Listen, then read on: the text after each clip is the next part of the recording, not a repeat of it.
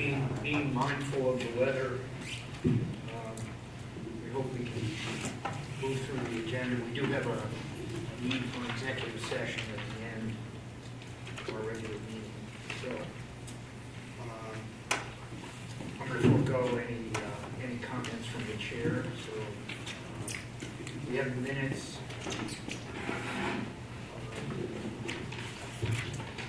Actually, I'm going to take item 6.0, adjustments to the agenda, because we really have two sets. Don't we have two sets of minutes? Yeah, that's Yeah. special.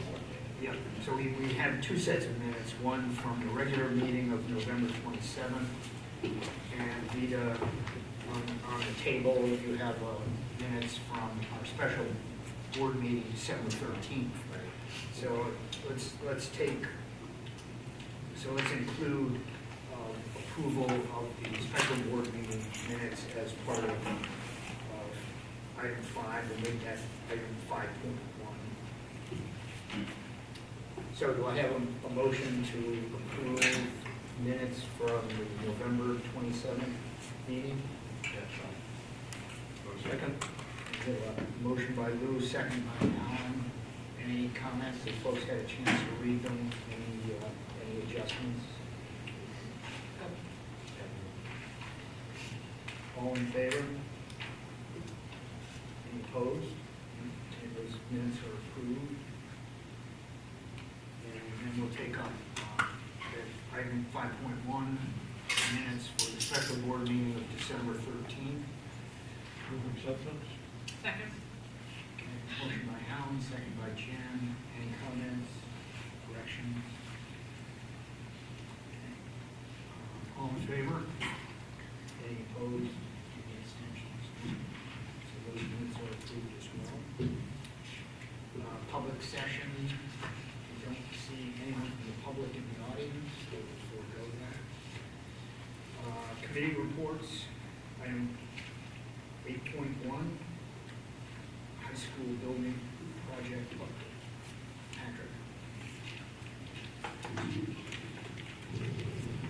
Patrick. We continue to work on the interior of the building, the design, as well as kind of tweaking the exterior of the building as well in our meetings. And we had a meeting with the State Department of Education last week. Everything seems to be on schedule. We're working out the purchase of the properties that we had option to purchase on. And in your backup, I think you had a visual that would show, the question has been asked, how does the hierarchy of this project work? And so we have the Department of Education, and then we have a project manager that is provided by the Department of Education, a clerk of the works. So you have that diagram. We'll put that on our website as well so that people understand the process of how decisions are made as we go out and build the school. So site work continues to be done as well, and we'll get into further discussion next, probably with the Finance Committee, but we are ready to go out for a ban of up to $5.1 million for work that we've already done on the project and work that will get us through this spring. And you have a list in your backup of what constitutes that 5.1 as well. Thanks, Patrick. 8.2, Finance Committee update.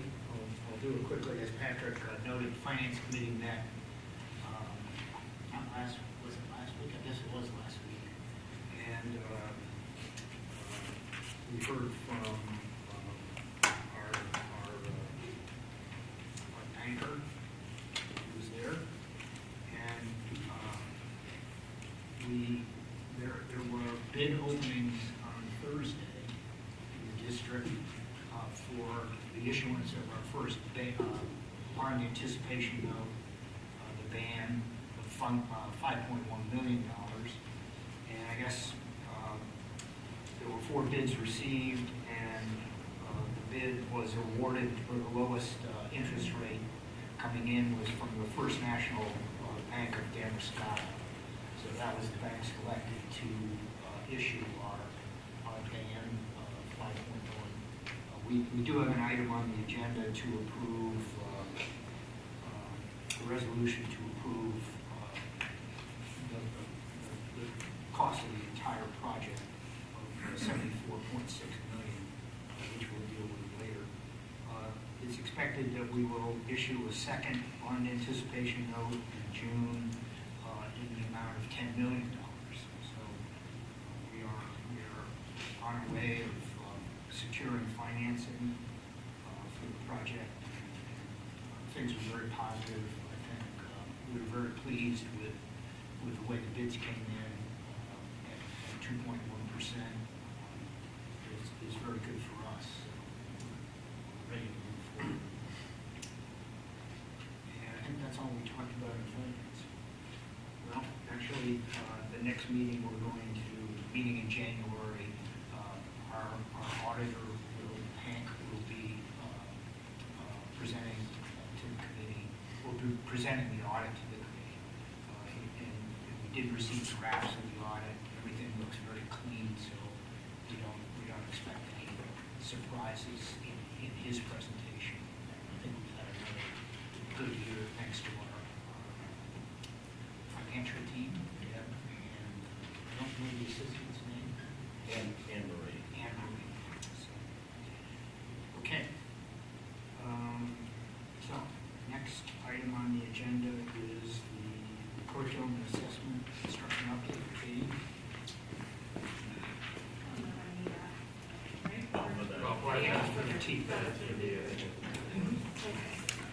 So the majority of what I'll be talking about for the update is our proficiency-based learning and how that's been going so far.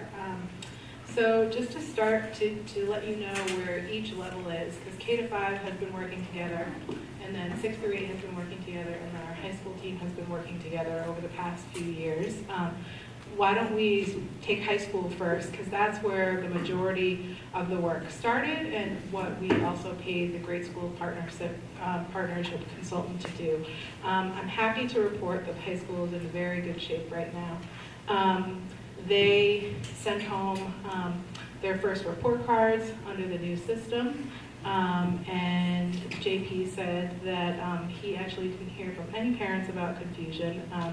Along the way, he's been communicating in his newsletters last year and this year about all of the changes. And teachers have been really on top of that too, as well at parent-teacher conferences. And so I think that that's been a huge success.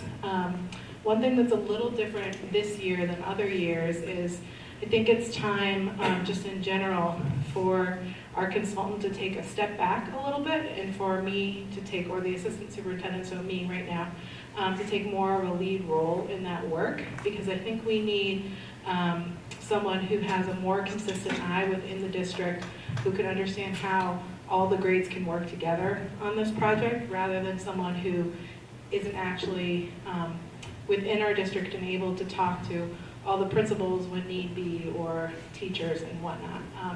So one thing I'm going to recommend, because the consultant has been doing most of her work with the high school, is that next year we move forward without hiring the grade schools partnership, and instead, and we just talked about this at our budget meeting, move forward with that money being spent on teacher work time during the summer, teacher work time with subs during the year, and myself continuing to run the proficiency committee meetings like I have been doing this year, just so we have a more consistent voice K-12. So that's in general. Next, let's do K-5. K-5, as many of you know, just in general, teachers at that age group tend to teach in a more proficiency-based method, just as is. And so they don't necessarily need, they haven't necessarily needed, and this is the same as when I was in Gardner, a ton of redirection on how to do the teaching. What they did need to do, and it is done, and it's already in place, is revamp their report card and how that looks behind the scenes in Infinite Campus, and so that is complete. There's also a parent grading guide that goes along with that report card to help families understand how to read that when it goes home. And finally, if we move on to the middle school, this is the area where the most work still needs to get done. The middle schools are the only two places where currently we don't have a proficiency-based reporting system within Infinite Campus nor do we have a report card yet. And so that's work. The middle school PBL committee, I think, only met once or twice last year. And we've now are meeting once a month regularly, with me leading those meetings, ensuring that that work is taking place. We have a plan in action for making sure Infinite Campus is ready to go for next year. And families, unfortunately, were not told as early as we would have liked about some of the slight changes that are happening in the classroom. Because while the reporting system isn't ready for the public, what is great is that the middle school teachers are really excited about this work, and so they've changed some of their practices in the classroom, some of their rubrics, and are ahead in how they're teaching as compared to how they can show the grades in Infinite Campus. And so that system needs to get rectified, and so families were sent a letter about habits of work and about the grading system and how that's changing right now. And there's a little discrepancy between the 1 through 4 system being used as well as the percentage system. I have to say, if there was a grade level that was going to be the most behind, I'm very excited as the middle school. That's actually my area of expertise. And so I feel very comfortable moving that work forward. And between my work with leading the committees, but also checking in with each of the departments and their curriculum facilitators, I feel like we have a good path to make sure that everything is ready to go for next year. And so what will be wonderful is that at the start of the next school year, Infinite Campus, all our report cards, and most of our assessments will be really ready to go. And that continued assessment and rubric creation work, and also just working with teachers on the methodology behind how do you personalize instruction more? What does that look like in the classroom is where our time will be able to be spent next year. Okay? Any questions about that? Okay. I just want to say I'm glad you recognized and mentioned some of the concerns that you have over communication to the parents and to the community generally. And I think, although obviously the board is interested in the substance of this, we're also very concerned that the communication with families and with the community be effective, so that this could fail any number of ways. I suppose in one way it could fail is that we lose the parents in this transition. So if you could keep your, it's not going to be your sole focus, I understand, but it is an important element. Yeah, I would say it's one of the bigger projects in my position currently that I'm working on. And I would encourage all of you as board members, as you hear things in the community about items that families are confused with, to please shoot me an email or call me, because as soon as I can't address them if I don't know what they are, but as soon as I know what they are, it's easy enough to have a parent meeting or send home a communication or something like that. What's nice about the way our new system will be set up is the high school, most of the changes that are taking place are happening within the classroom, but the reporting, what colleges will see, what families will see, will stay primarily the same. And so our competitive nature at colleges and that sort of thing won't change. And really, the middle school will be a continuation of what K-5 looks like, and so that won't be confusing for people either, because they'll understand it from where they came from up in the lower grades. And so right now, I think the confusing part is that the middle school is a little out of whack with what's happening in the classroom and how it's being reported in Infinite Campus, because that work, for whatever reason, just didn't get done last year. So we are working to rectify that. Okay. I know that the last board meeting when I was sick, Patrick reported on the new subbing system that we were replacing our human sub-collar with. And today was the first day that it was up and running, and Dean sent out an email to see how things were going, and people excitedly, I hate to say it, but we're sick at the last minute, and the system found subs. And so not only did we know that the plans, subs, people who were going to be out had subs that it filled, but at the last minute on Sunday night, it did what it was supposed to, and everybody had a teacher today. So I think everyone was trained, ed tech secretaries, administrators, teachers, and the technology department, and Rob and Deb did a great job of making sure everything was set and ready to go. And actually we got a compliment that we were one of the fastest districts in terms of learning the system and putting it into place. So I think that people are serious about making sure that this worked, because for so long we've had one person that we could rely on. So we want to make sure, especially because it's mid-year, that it's a smooth transition. So far so good. Earlier today at the budget meeting, I reported on the Logos consultants for Lucy Calkins, and just talked about the positive ways they've been helping us in the classroom. I think that one thing we want to consider moving forward is they've been doing a great job with writing. As we shift our focus potentially to reading professional development next year, me talking with them about what professional development they have in that content area, and moving some of our focus away from writing, because we've done that for many, many years. It's a very strong program at this point. Teachers are excited about it, but we don't want to lose these great professional developers, so that's a conversation that I'm in the midst of.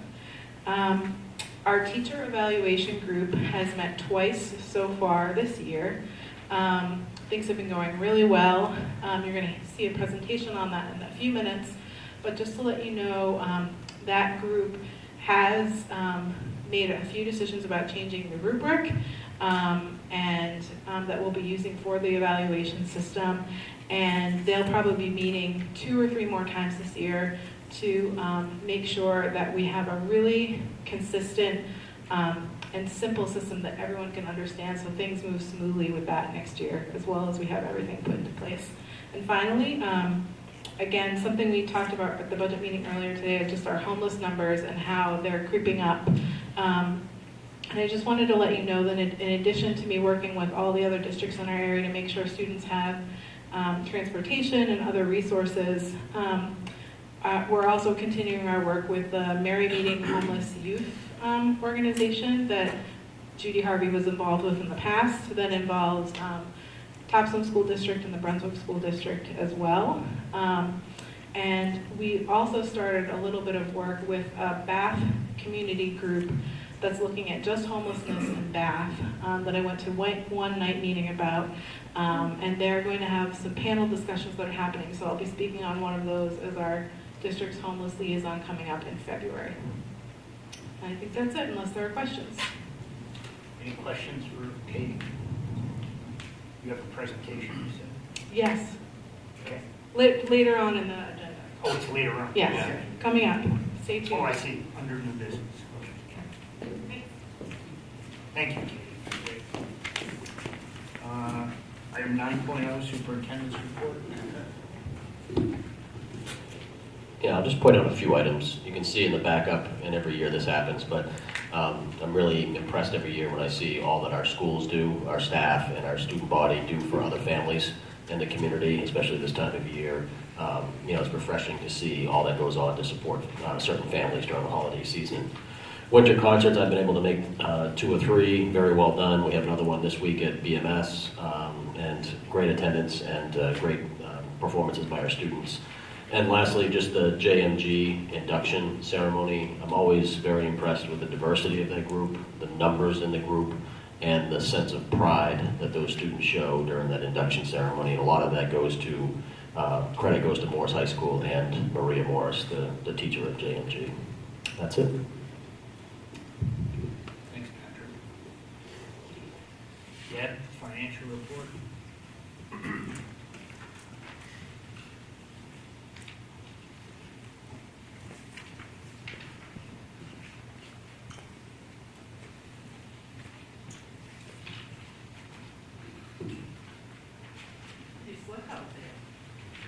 Yes. Okay, tonight we're looking at the month of November. We're in the 5th month of the year, and we have spent a little over $9 million.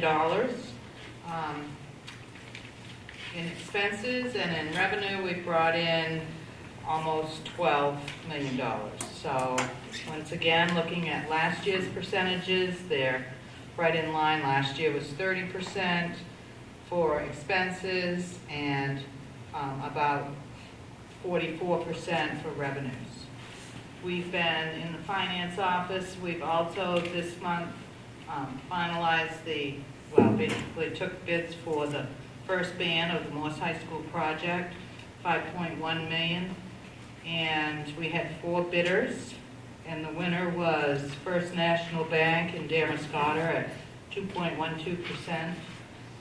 This is a 2-year ban, and we'll pay interest based upon the drawdown of how the expenses are spent.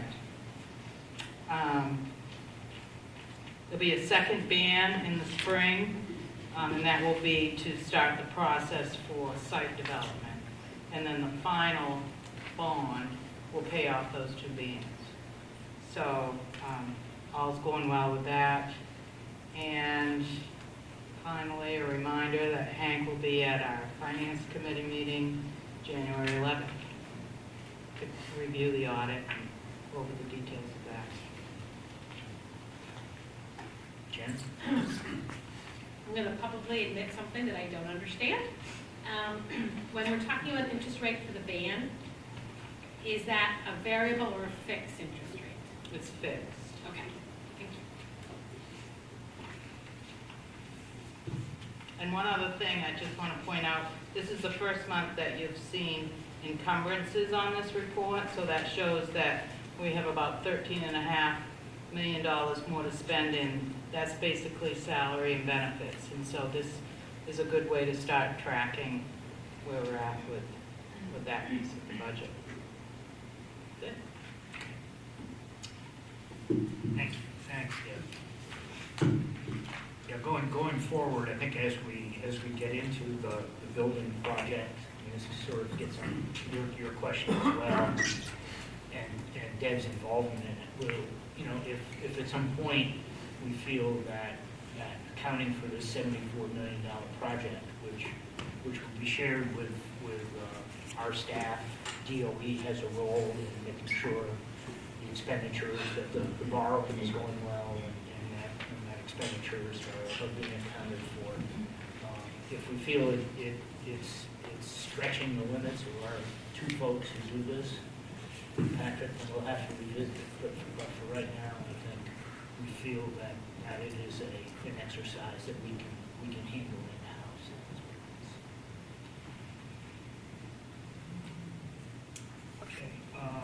10.0 old business, review of 17-18 board goals. If you want to take a look at those.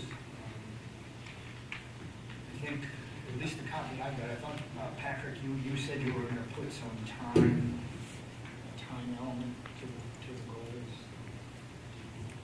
Yeah, I didn't put them on directly on the copy that you get, but we talked about it last time on our report. I don't know if I still have the old, but we have the teacher evaluation tonight, and I think we talked about having RTI in March, and then I can't remember the building project's ongoing, and communications probably, I think I said May, but I can send something out. I think I have something in here. Well, maybe just next time we receive the goals monthly, you put those time periods. And Jen, I don't know, you seem to, at least last time around, you sort of took the lead from the board's perspective and just held us accountable to those. Would you mind doing that again? No, certainly. Okay. I was looking at goal number 2, which talks about the communication plans, and we were just talking about communication regarding all the new proficiency-based education, and especially, our new high school graduation requirements. And so I'd be interesting to hear back from the communications committee how we're doing, how we're doing that, how we can do that better, a little feedback to what they've heard, so it'd be nice to get a report back from the communications committee, if that's still. Well, we haven't come, yes, if that, what we've been doing is, if we go into it, we haven't been meeting regularly or anything, but we can bring it back if it's a good reason to. Right. And I can check in with folks. Okay, that'd be great.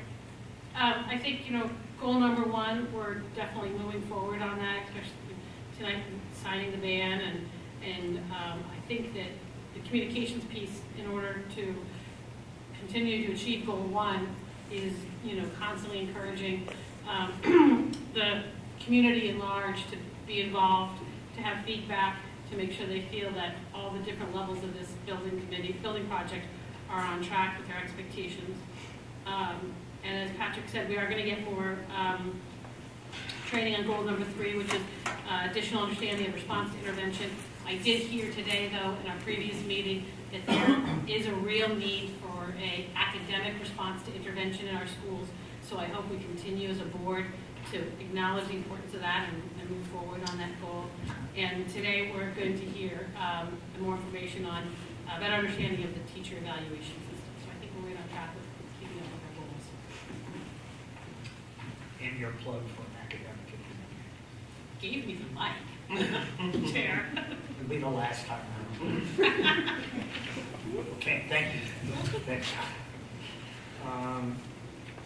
Okay, under new business, 11.1, we have a presentation on teacher observation and evaluation. Katie, Brandon, and Ross. Last time I saw them here, we're going to go to the deck and just do a paper copy rather than worry about it. Okay. So in your board packets, you actually, behind your board goals, have 2 documents in addition to this PowerPoint presentation that go along. You have something called the short observation form that looks like this. And then you also have our new teacher evaluation rubric that has the highly effective, etc. across the top. So those are the other 2 documents you want to have out to use for the presentation. So begins your teaching on goal number 4. Okay. So in terms of what we're going to be doing right now, myself, Brandon, and Ross wanted to make sure that you had information in terms of the outcomes for right now on all aspects of the teacher evaluation system. So really understanding what teachers are involved with when we talk about the PEPG model. Familiarize yourself with the new rubric that we've just adopted, and also to answer any questions that you might have. So moving right along to the second page, top slide. Who devised this system? So everything you're about to hear about is a combination of 2 things. One, there's the teacher evaluation law that requires us to have an observation model, to set goals, and to do various other things which you're about to hear about. So that's sort of one factor that's moving this work along. In terms of who actually makes the decisions for all of this work, you heard me speak earlier in my report about the PEPG steering committee, and you can see from the slide that that's actually made up for us of 7 teachers, so 1 from each of our buildings, 3 administrators. It's myself who's leading the meetings, Sandra from Phippsburg, and Julie from the Tech Center. And so it's actually in the law that this committee is the committee that makes all decisions. So the administrative team can provide input, the other teachers can provide input, but it's this voting body of 10 people that actually gets to determine what the system looks like, that makes up our handbook. It is required that the teacher number outweighs the administrator number on the committee. And so that's why we have the 7-to-3 ratio. The other piece that I think is important is it's a consensus voting model. We use another really high-tech system of thumbs up, thumbs to the middle, thumbs down. Everyone, for every decision that is passed, it has to be unanimous. I support it, or I can live with it. If there's even one thumb down of I disagree, even if it's one of the 10 people, we actually have to go back to the drawing board and make sure that everyone is in agreement or at least can live with it. So all of the factors that you're going to see within this system have been agreed upon by this voting body, most of which is made up of teacher opinion. Okay, so this model includes teachers getting observed often, and obviously the idea behind that is that the teachers and their practice in the classroom is the most important thing that we can observe to see how student progress is being impacted, and also where we can help teachers move their work forward. You can see that teachers in our district are observed frequently. Just to give you a little perspective, in some districts, you could be observed just twice in a year. We are doing a minimum of 5 observations per teacher with a goal to do 7 to 8 times when possible. Obviously, for some buildings with larger staffs, that's much harder than some of the smaller buildings where you might be responsible for observing fewer people. But the importance is the more times you see a person, the more sense you get of what their teaching is actually like, and the better feedback you can give them to move their instruction forward. And that really is the thinking behind the Kim Marshall model, which is the model we adopted, which I'll talk about a little bit later. All these observations are at least 10 minutes long. And we do still have long observations that are happening. That's sort of the older teacher evaluation model. Those, however, are, as you can see in the notes, for probationary 1 teachers, for probationary 2 and 3 teachers as needed, if we are worried about the progress that they're making, and also for teachers on an action plan. All of this feedback is put in writing within 48 hours after an observation has occurred, and conversations about what happens during the observation are also recommended but not necessarily a requirement. And a lot of that is just due to, we always want to follow up with a conversation, but between schedules and IEP meetings, you might not always be able to catch a person. So I'm just going to turn it over to Ross and Brandon now, and they can share some of their experiences with observing. I just ask, who does the observations? Building administrators, so at BMS, myself and Holly being the assistant principal, and roughly once a month, the admins will get together in small groups of 3 or 4, and we'll get together in one building, and we'll do 3 or 4 observations together, and then the building admin in that building will write those up as observations as well. So Katie said a lot of what I would have shared. I think the other thing that I would point out is that these kind of walk-through short observations are also unannounced, which are a great benefit to us, and that you're not going to get like a set show.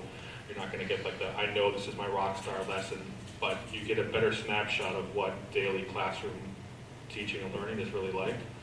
So I've been in districts where we didn't have this walkthrough model. We had like the full class, and I will say that I enjoy this much more. In terms of requesting conversations, we always have the written feedback.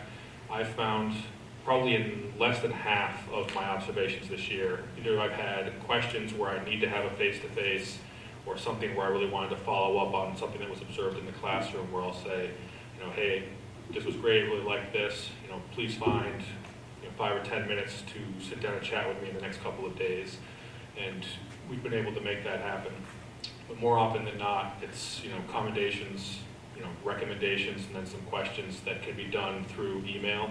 So it hasn't been too often this year anyway that I've had to request a sit-down meeting. And I think only one time so far I've had a teacher request the meeting to sit down because they had questions about some of my observations, and they wanted to point out, if you had stayed for another 5 more minutes, you would have seen this, or you missed this right before you came in. But for the most part, this has worked really well. Ross, your experience similar? I really like the 10-minute observations you gave in the classroom a lot more. The teachers like it as well. When we used to do it the other way, the students always knew when you were there because you weren't there as frequently, and now you're just popping in, so you're just one of the kids, you just sort of sit down, ask some questions, walk around.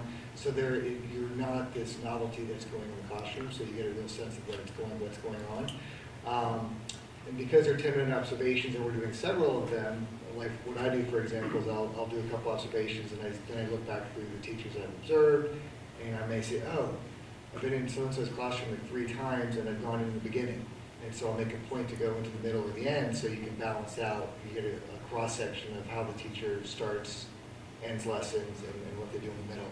I don't know if you're interested, but like a sample would be you go into the classroom, and you look around the room, so you look for, might be looking for targets on the board, you might be looking for like a class contract, or what's visibly there that says let's learn.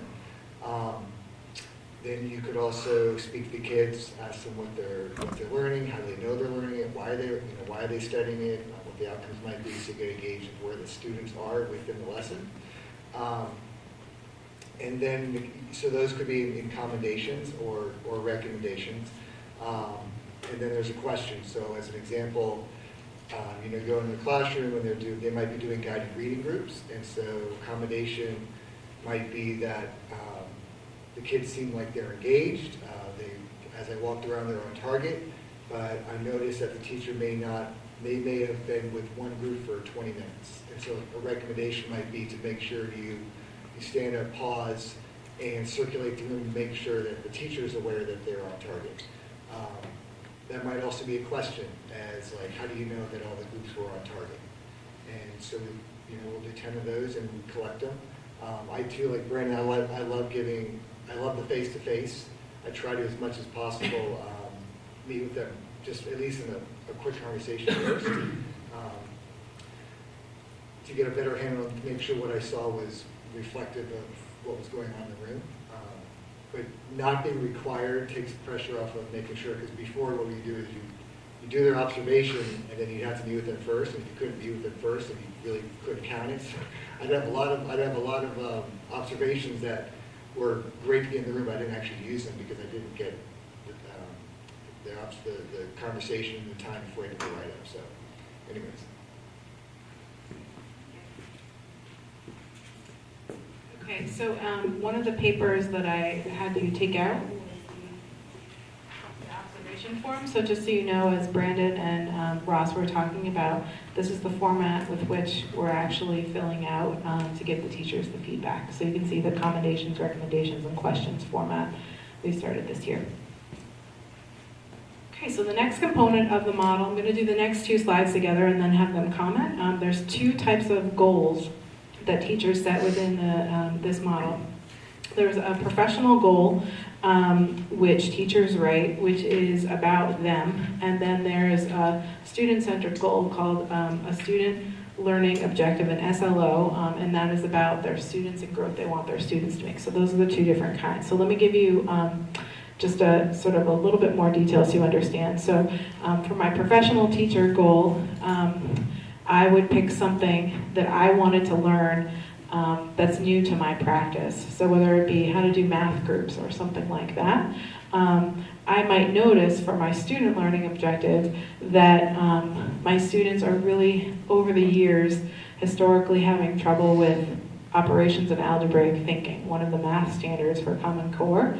And so I create a goal around writing 5 new lessons to help my students this year get ahead on that, and I track their performance before and after, and how they grow relates to the score I get on my goal. So those are the two types of goals that are required by the state that we do.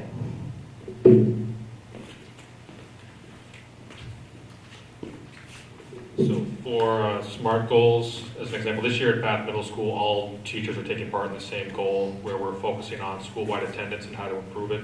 So as part of each goal, teachers are asked to identify action steps, timelines, and then collect evidence that they then share. So we meet at the start of the year. Halfway through the year, there'll be a time for them to reflect on progress that they've made towards the goal. And then we meet at the end of the year as well as part of their evaluation process. And so this year we have one around attendance, but in the past, teachers have had goals around the use of restorative practices, helping students reflect on learning. We've had teachers have literacy-based goals where they wanted to introduce book circles as part of their everyday teaching practice. And I'm a big fan of setting goals and then having reflecting being part of this process. And so having the mid-year reflection and an end of year is ideal. And being able to kind of brainstorm ideas with colleagues, so I try to provide time during some of the late start professional development. If teachers want to seek out other experts in the building, I'm like, hey, I know you do this in your classroom. I'm interested in learning more about this. Collaboration is something that is incredibly important in schools. And then for the SLOs, it's one of those things that people don't always like doing it. And maybe, whether or not it should be part of an evaluation practice, it's part of the law, it is what it is. But there is something to be said for being able to track student growth and identifying if what you're using in the classroom is truly being effective. And so it's something that it takes a lot of work.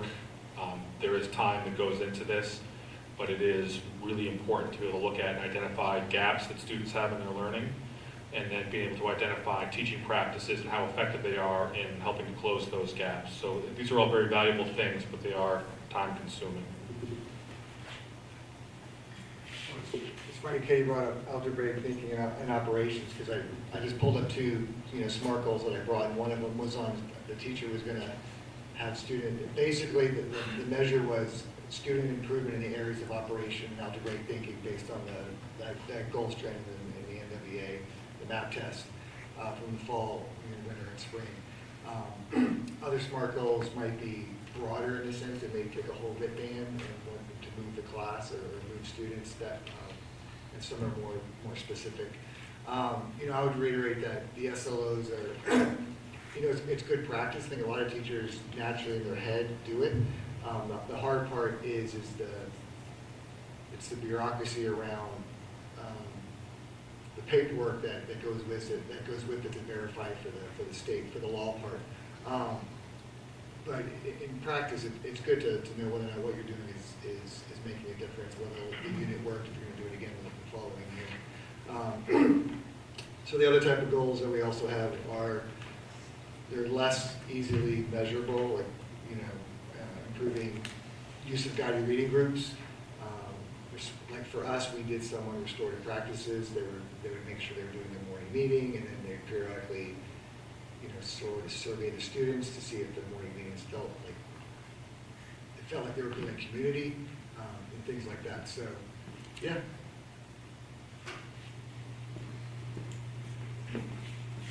So hopefully from those examples, you sort of understand a little bit better what the teachers are actually doing with their goals. Moving us right along. So the teachers are observed, they do these two goals, and then at the end of the year, I'm on the slide that says we'll be provided a summative performance level. One thing that's also in the law is that every 3 years, we have to have on record, and I'm not sure how the state plans to collect this yet, or if they do. I think that's still in the works, as many things are. And so we have to have on record, though, what level a person receives. So are they effective, highly effective? And so every year actually ends with a meeting with your evaluator, your principal, where you're talking about how the observations went, what might be your goals next year based on those, how did your professional goal go, were you able to meet it, did you make growth with your SLO, and so that's where the year ends, and then in their third year, you receive a level overall for your performance. That's kind of an aggregate of your 3 years worth of work. It's not an algorithm or a calculation.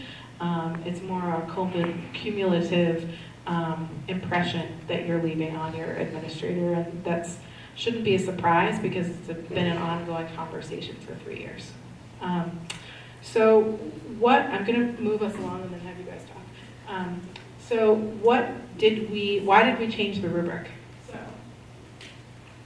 take a look at this rubric. I didn't bring the Marzano rubric for you, but that's what our old rubric was called. If you looked at the Marzano rubric, the old one, you would probably need a lot of help understanding all the different components and education jargon that it said. And I'm not just saying that because not all of you are in education. I'm saying that because even teachers and educators, when using the Marzano rubric, require many, many hours of professional development, even years. And that's some of the work we started. And what was realized is that rubric doesn't actually mesh with the part that the principals and the teachers love the most, which is the frequent observations. If you use the Marzano rubric, our old rubric, that actually lends itself more to the longer, fewer observations. And so when all of these decisions were being made, one of the things that people really liked about the Marzano rubric was this programming software called iObservation, which if you were on the board, I'm sure you remember that name.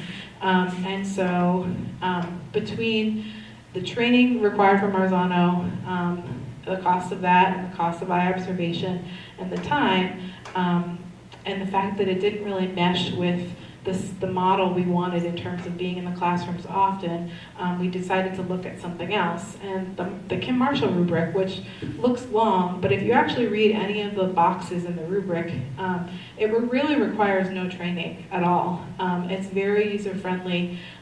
That's how he wanted it to be written, so the teacher evaluation system didn't feel like extra work in and of itself to learn, but the idea is that you just get to be your teacher, do the work you're used to, and then you can read this once and understand how you'll be evaluated. That it's not about the system, it's about your professional practice as a teacher, which is what people really liked.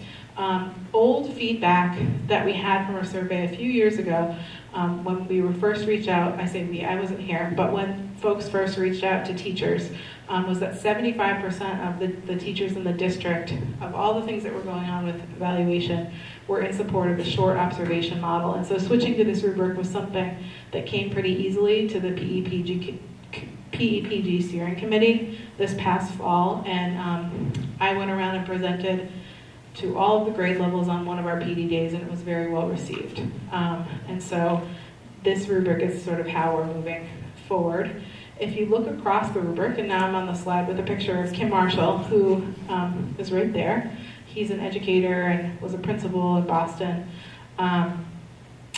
It has a few different domains. Those are the different pages or the categories under which the teachers are working. So it could be planning, it could be classroom management, all those sorts of things. Further along in the rubric, you have the last two pages, which are related to your things outside of the classroom. Across the top, those are the performance levels that we talked about that a teacher would receive overall as an aggregate at the end of their 3 years. So they'd be highly effective, needing improvement, or does not meet standards. And then at the end, Kim Marshall's original rubric didn't have an NA column, but we knew that not all of our teachers, some of them have a little bit of a different role, and not all of these standards would apply. And so we didn't want to give them a does not meet just because it's not part of their role, and so it's just they're exempt from some of those standards. And so basically, through all of this as an administrative team, we've done the trainings that Brandon spoke about, so walkthroughs, where we get together as administrators.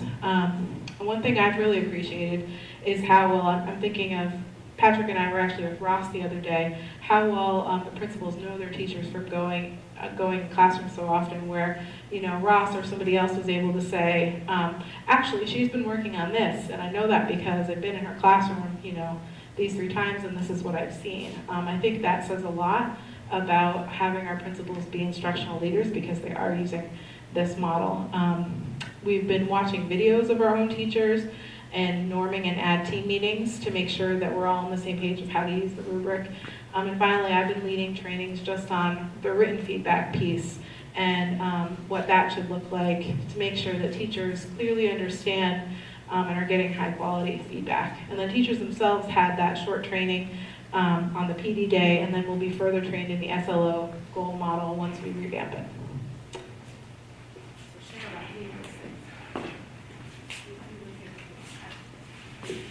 I don't know that I can really add a whole lot to that. I mean, the Marzano model just didn't fit for what was best for our teaching staff and for the building admins. The Marshall one's very straightforward.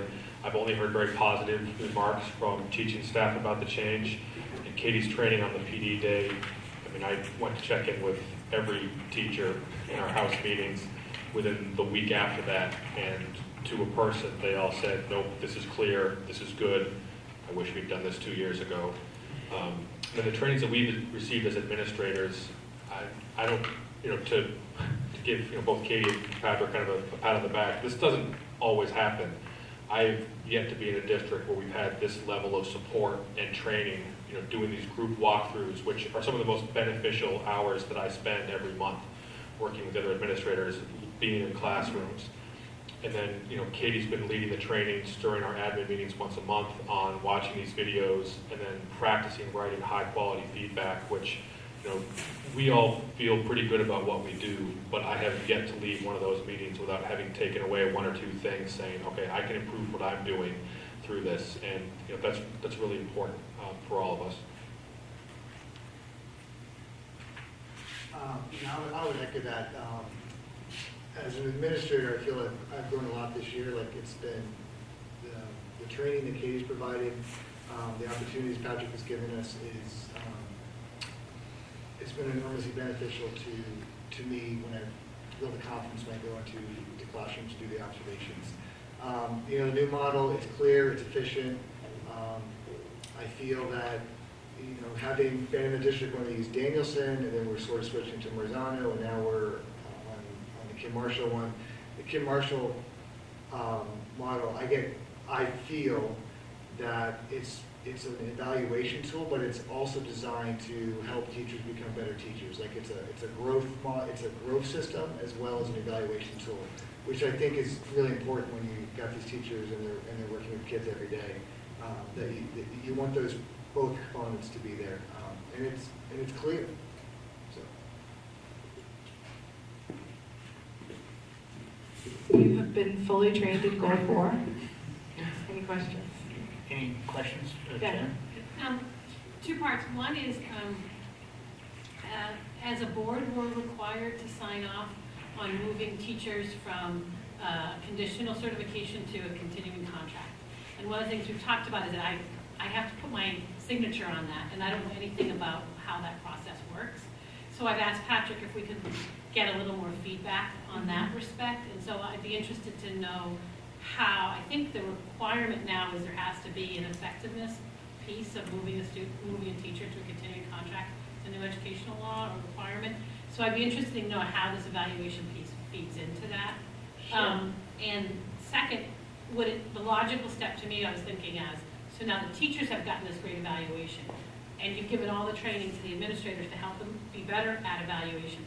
Are part of their learning or objectives for their year part of being a better evaluator? I mean, is that one of their goals personally for themselves? One of the administrators' goals? Yeah. That is actually one of all of their goals. Is the evaluation? Mm-hmm.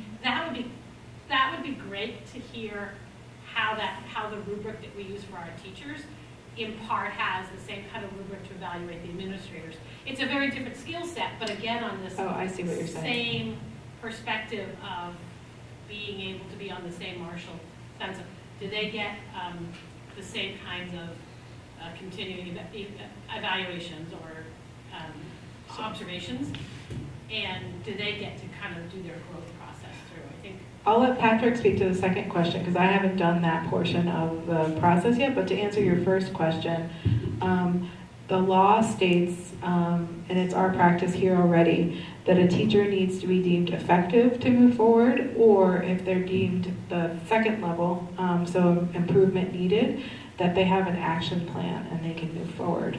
2 years on an action plan without progress, whether you're probationary, conditional or not, can be enough for not being renewed. Yep, so it's totally in line with what we're already doing. It doesn't change anything.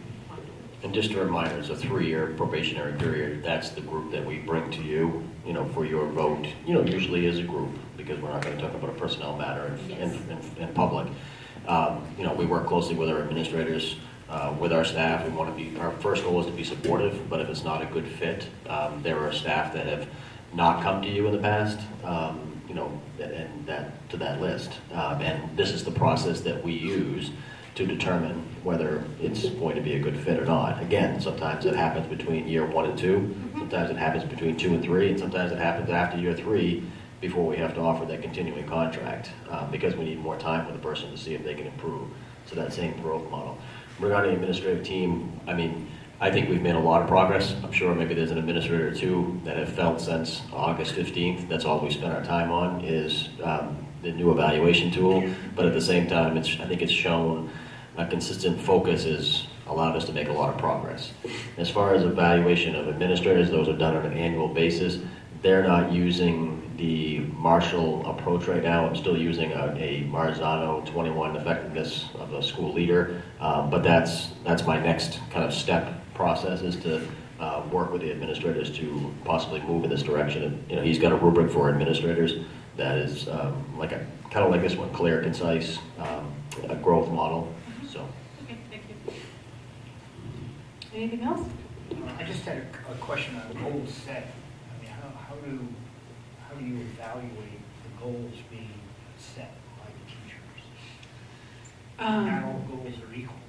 Yes, so the acronym SMART, that's next to the word professional goal on the slide, is the goal specific, measurable, attainable, relevant, and time-bound. Thank you. I forgot the R. So it's actually a rubric that you use to evaluate a goal to make sure that it is measurable. So we use that. So administrators working with individual teachers will. At the beginning of the year, teachers have meetings with their administrators to go over their goals and to approve them. And Patrick and I then go over the administrators' goals as well with them. And in a perfect situation, this happens most of the time, is January, February, check in on those goals, see how the progress is going. And then at the end of the year, in some of our bigger schools, we ask our teachers to give a one-page self-reflection on their goals if we don't have time to meet with every teacher. But in some of our smaller settings, it's a meeting at the end of the year to look at the progress and show some data to show that they've met those goals, or maybe in some cases, a goal can last a couple of years. So, and I would say that all summative evaluations, every third year, and again, we get those every year for probationary staff, so I don't want you to think, Jen, maybe that helps a little bit too. That's every. Oh yeah, I should have said that. So the summative evaluation, which is based on that rubric, which has all those content areas in there, that is done on a teacher in year 1, 2, and 3 at the end of a year, and it comes to, you know, a copy is given to the teacher, but a copy comes to our office, at central office, and then if you're a continuing contract, you get that formal process every third year. Okay, and those come to our office, and every summer, we, you know, at central office, read those cover to cover, and also can use that as sometimes talking to, you know, administrators to say, hey, we've had some of these conversations about, you know, teaching in the building, or sometimes it also allows us to develop some themes and patterns for professional development that we're seeing across the district for our teaching staff. This is a lot of great work, thank you. Thank you for sharing. I'm just a little confused on the logistics under the how people have been trained so far. So, what do you mean completing live group walkthroughs? So that's what Brandon was speaking about, and Ross. When we're once a month, we get a calendar invite, and it's usually of the administrative team, 3 or 4 of us at one building. And rather than you by yourself as a principal observing alone, we observe in groups, and then probably see 3 or 4 teachers, and then talk about the feedback we would give afterwards, how it relates to the rubric, to make sure that we're norming and giving fair so that's feedback. how you're kind of checking on Exactly. each other that way to see it. Exactly. By doing the okay, thank you. Sure. And the other piece, which I'm not sure I would be comfortable doing when I was first starting my teaching career, but we put out a bond, you know, to ask teachers to see if they'd be videotaped by our technology department for 10 or 15 minutes, 20 minutes, and then we as an ad team will watch that video, and lately we've been sitting as individuals, again, coming up with recommendation, combination, and questions, and then comparing notes. And again, in some districts, usually we get 30 to 40 teachers that volunteer to be videotaped, and I don't think you see that in every district, so I'd like to thank those people that volunteer their time to do that. I have one last question. For the original group that had chosen Marzano, were there members of that group that decided to change to this new rubric? Was it the same? All of the steering committee were the same members except for one person who was new. So yes. Okay, any other? Yeah, I just, that SLO model, you said you're revamping it. Is that because of the change to Marshall? No, it's because of what Ross was talking about, how it can be, what teachers don't like about the SLO model, while it's great in principle, to see where your students are low, set a goal, improve based on data. The way the state requires it to be done is a lot of paperwork, is a lot of calculations, spreadsheets, makes it take a really long time when teachers are already doing this work. And so the committee, as per my request, is looking at a way to simplify this to make it more about what's happening in the classroom and less about the paperwork. And you just have, they just are required to do One a year. Because it needs to be 2 SLOs total over 3 years to meet the law. Thanks, Katie. So what are your next steps? I mean, where are we in this? Sure. I know- So the rubric is in the final stages. It's been adopted by the steering committee in draft form. The steering committee has once edited it.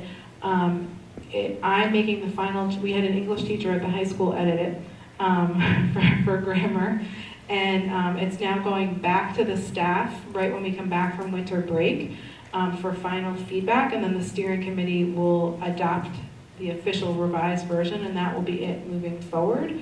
At that next meeting, we'll be doing that SLO work I was just talking about with Megan.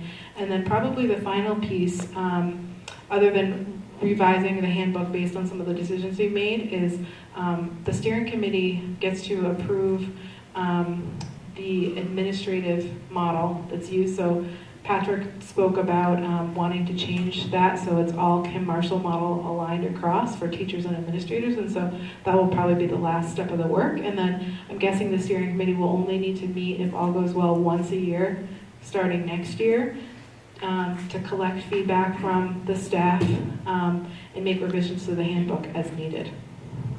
So it's your intent to be fully implemented by September, by the beginning of the school year? Yes, and to have people trained either at the end of this year or the start of next year at the PDDs on any changes to the system.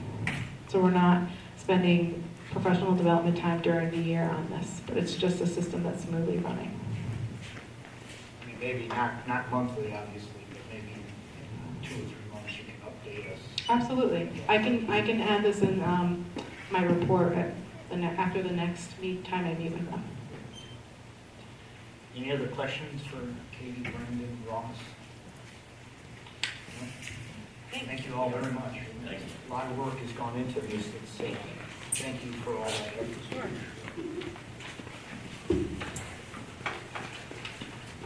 Okay. 11.2, we have a resolution to authorize the issuance of general obligation bonds in the amount of $74,628,000 change. So we're going to obligate, I guess the terms tell us we would obligate the total project at the onset, even though we're going to spend it in bits and pieces going forward.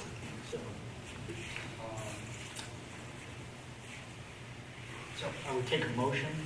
Do we have to read this? Just read those. Yeah, the Read that question. Okay, sure. I move that the resolution entitled Resolution to Authorize Issuance of General Obligation Bonds in Principal Amount of up to $74,628,411 to finance high school construction project be adopted in form presented to this meeting, and that an attested copy of said resolution be filed with the minutes of this meeting. So I have to read, or is it? Second. Motion by Lou, second by Alan. On the motion, are there any questions?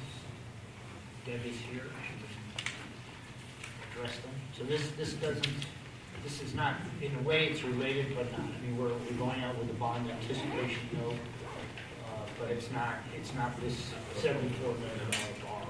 It's in anticipation of the $74 million. So when we go over, well, and when we do the borrowing, we pay off those bands as well as construction going forward. Jen?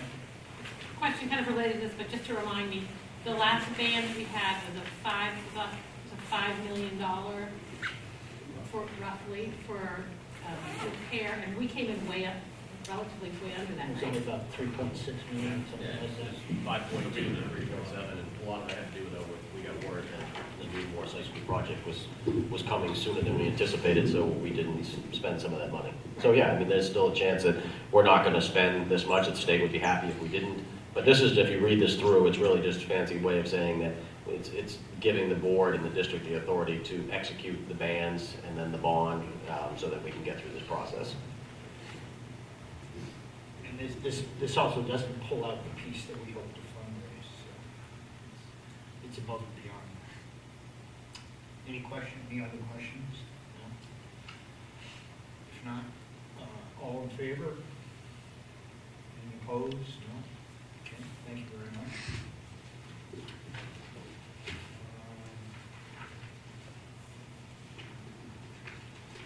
Good, lost the agenda. Item 11.3, personnel. Patrick? We have 2 retirements at this time, and I'd like to thank these 2 people for their years of service. First one is Carla Harkins, who's a grade 3 teacher at Phippsburg. I actually hired her 15 years ago when I was principal at Phippsburg, so sad to see her go. And she's anyway. And the second person is Carla Gordon, a health occupations instructor at the vocational school, and I'd like to thank her for 21 years of service to the district. This is the Carla's night out to retire. 11.3, B.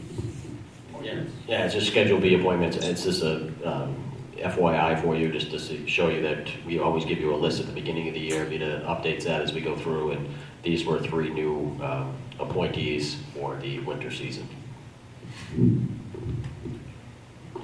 Thanks, Patrick. Item 11.4, we have a first reading of policy JLCDE, medication administration on school field trips. This is first reading, so there's no action required, but are there any questions on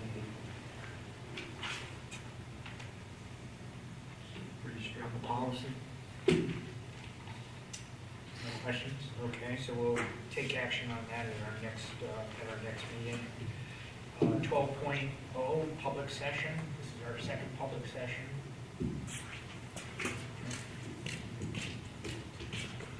Could you just identify yourself? Happily. My name is Nira Harmon, and I am the parent of an 8th grader at the Bath Middle School. I'm here both personally and professionally. I also work as a school counselor at the Wiscasset School District. And I'm here to ask that the board consider taking a look at start time for the district. There are plenty of data out there that speak to the issue of later start times to coincide with natural sleep cycles for adolescents. The APA, the American Pediatric Association, recommends, along with the Center for Disease Control, that start times not be any earlier than 8:30 for middle school and high school years. I know your docket is very full. You have a lot going on right now, but Superintendent Manuel and I had a meeting about this already, and he recommended that I come and let you know that this is something that parents are concerned about. I would also just add that there are schools in the state who have already made this change, and others that are in the process, including the Rockland Campton area. They're in the process right now. Thank you. Any questions? No. No? I mean, I'm glad you brought it up. Thank you. I think we have talked about this in some capacity in our meeting as an item that should be addressed. You're right, we do have a lot on the agenda, but I think the board recognizes that this is an issue that has been raised by parents and by other schools. So. I forgot to mention this. I just want to thank you so much for the tireless, snowy, late evenings that you all spend here with empty audiences, full audiences. Both of them have their issues. I just want to say thank you. I really appreciate the volunteer hours that you're putting into directing our schools. So, thank you. You're not supposed to tell the people who are seeing this on TV that the audience is... Well, I gave it away. I mean, to a packed house. Yeah, that's right. Thank you. Thank you very much. Okay, 13.0, we do have a need for an executive session. do we have to return, we're not going to take any action after the executive session. Do we have to return to general session? Come back, we're going over there, so just come back and. All right, we are going to, we're going to adjourn to executive session, but when we return to general session, we're not going to be taking any action. So I need a motion to go into executive session pursuant to 1 MRSA 4056A to discuss evaluation of officials, appointees, and employees. Do I have a motion? So moved. Motion by Jan, second by Alan. All in favor? Opposed? Thank you. Thank you very much.